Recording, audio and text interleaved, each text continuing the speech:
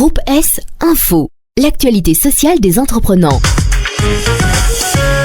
Nathalie Ducobu, bonjour. Bonjour Pascal, bonjour à tous. Vous êtes indépendant et votre activité se développe à un tel point que vous envisagez d'engager votre premier travailleur. Quelles sont les formalités à accomplir et quel est le coût de votre premier travailleur? Ce sont des questions essentielles pour tout indépendant qui veut engager et donc devenir employeur. En engageant du personnel, l'indépendant peut faire appel à un secrétariat social pour obtenir tous les renseignements nécessaires au respect de ses obligations légales, Nathalie. Engager du personnel est déjà une excellente nouvelle en soi, mais s'il s'agit du premier travailleur salarié de l'entreprise, il y a une autre bonne nouvelle Pascal. Jusqu'à fin 2020, tous les employeurs qui engageront un premier travailleur seront exonérés pour une durée indéterminée de cotisations sociales patronales pour ce travailleur. Ensuite, les employeurs peuvent pendant une durée limitée bénéficier d'une réduction des cotisations patronales pour l'engagement des 5 travailleurs suivants. Il s'agit d'un bel incitant, d'autant plus que la réduction n'est pas liée à un travailleur en particulier. Ainsi, si le travailleur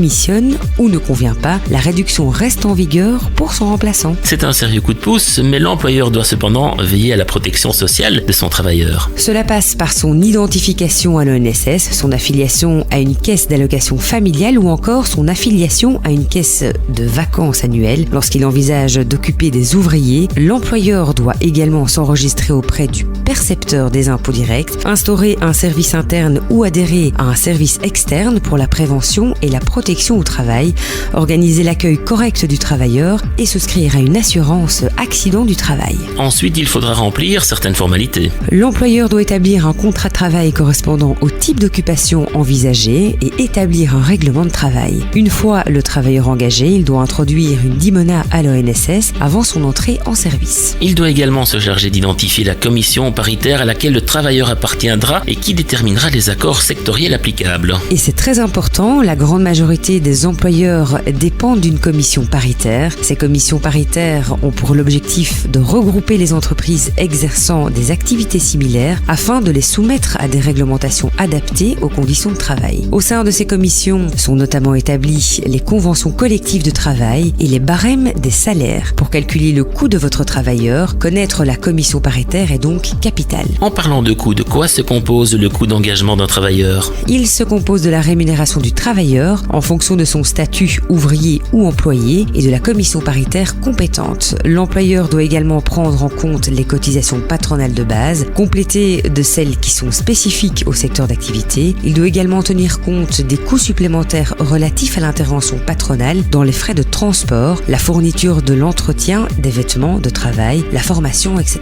Et si on veut plus d'informations, Nathalie, un site internet? www.groupes.be. À la semaine prochaine. Bonne semaine. Vous avez besoin d'un bon secrétariat social? Ayez le réflexe Groupe S.